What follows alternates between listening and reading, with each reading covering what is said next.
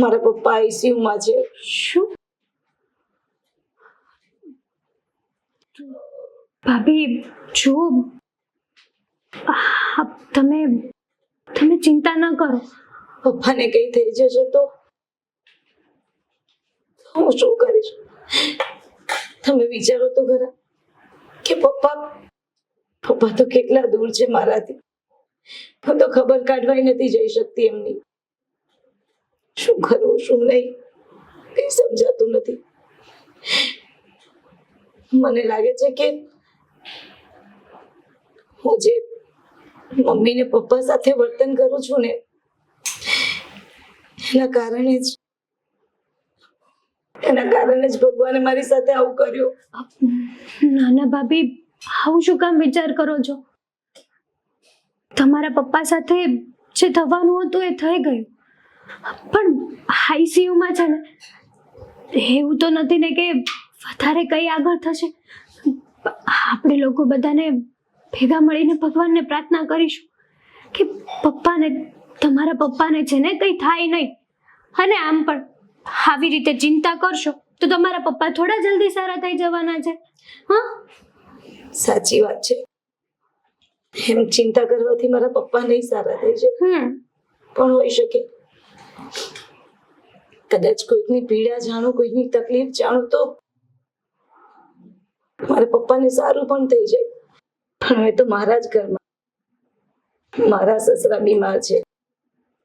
ક્યારે એમના વિશે કઈ વિચાર્યું જ નહીં. જ્યારે મારા પપ્પાને તકલીફ થઈ ત્યારે ખબર પડી કે પોતાના લોકોને જ્યારે તકલીફ થાય કે કઈ પીડા થાય ને ત્યારે મન પર શું વીતે છે. સમજાયું ને? અમે પણ અત્યાર સુધી એ જ કહેતા હતા કે પપ્પાને કેન્સર થયું છે, કે જાણી જોઈને તો આ બધું નથી થયું. તમારા પપ્પા આઈસીયુમાં ગયા તો તમને કેવી તકલીફ થઈ? એમ જ અત્યાર સુધી તમે અમારી સામે મારા પપ્પાને ગમે તેમ બોલતા હતા. જે મજા આવે જે તમને મજા આવે એ શબ્દો તમે કહી દેતા હતા. પેલું કહેવાય ને, જ્યારે પીડા થાય ને ત્યારે જ સમજાય. જ્યાં સુધી પોતાના ઉપર ના વીતે ને ત્યાં સુધી બીજાની તકલીફ ખબર ના પડે. પણ મારા પપ્પાને થયું ને ત્યારે ખબર પડી કે હા, મારા સસરા નહીં મારા પપ્પા જ છે.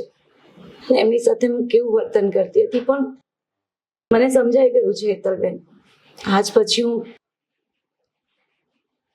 પપ્પાની કાળજી રાખીશ અને પપ્પાની દેખભાળ રાખીશ.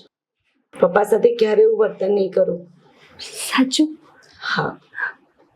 અરે વાહ, હા તો બહુ સારી વાત કહેવાય ભાભી કે તમને સમજાઈ ગયું કે તમે જે કરતા હતા એ ખોટું હતું. પણ કંઈ નહીં, હજી કહું છું કે તમે ચિંતા ન કરતા. અમે બધા છીએ ને તમારી સાથે, અને તમારા પપ્પાને કંઈ નહીં થાય. પપ્પા માટે ચીકુનું જ્યુસ બનાવવાનું છે તો હું બનાવી આવું? ના, તમે પપ્પા પાસે જાઓ, હું બનાવીને લઈ આવું છું.